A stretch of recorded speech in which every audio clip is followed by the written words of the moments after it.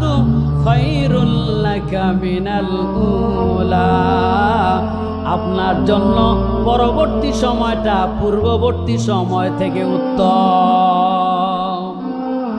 ওয়ালাল আখিরাতু খায়রুল লাকা মিনাল উলা, আপনার পূর্ববর্তী সময় থেকে পরবর্তী সময়টা কি উত্তম হবে।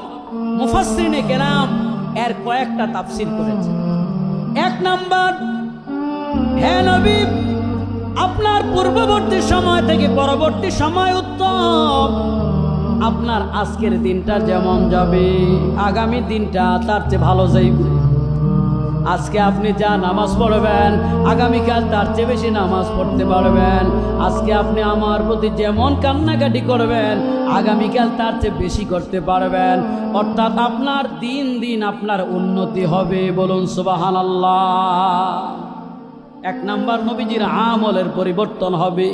ওয়ালাল আখিরাতু খায়রুল লাকা মিনাল উলা, কিন্তু আমাদের দিন দিন আমাদের আমলের আখলাকের পরিবর্তন হয় না, বরং অবনতি হয়। রাস্তাঘাট হয়েছে, ফ্লাইওভার হয়েছে, ওভারব্রিজ হয়েছে, ও দেশের উন্নয়ন হয়েছে, কিন্তু আমাদের চরিত্রের উন্নয়ন হয় নাই, আমাদের আমলের পরিবর্তন হয় নাই, আমাদের আখলাকের পরিবর্তন হয় নাই। আমাদের মনে অহংকার, আমাদের মনে হিংসা, আমাদের মনে তাকাব্বুরি, আমাদের মনে বেয়াদবি মাদ্দা দিন দিন বাড়তেছে। কি জোরে বলেন ঠিক কিনা? সমাজ থেকে আদব আখলাক উঠে যাচ্ছে। মানুষের মধ্যে অহংকার, হিংসা, তাকাব্বুরি, কে কাকে শেষ করতে পারবে, এই দান্দাই মানুষের মধ্যে ঢুকে গেছে। কি ঠিক কিনা বলেন? কেউ কারো ভালো দেখতে পারে, এটাই হলো আমাদের বড় রোগ। তাইলে এক নাম্বার, নবীজি আপনার যে দিনটা যাবে পরের দিনটা ভালো যাবে।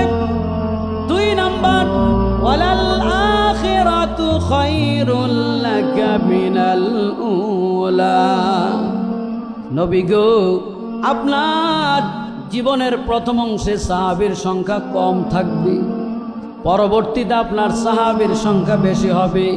আপনি প্রথম চুপে চাপে গোপনে গোপনে তালিমের কাজ করেন, দ্বীনের দাওয়াত দিচ্ছেন, পরবর্তী সময় আপনার সাহাবীর সংখ্যা বৃদ্ধি পাবে।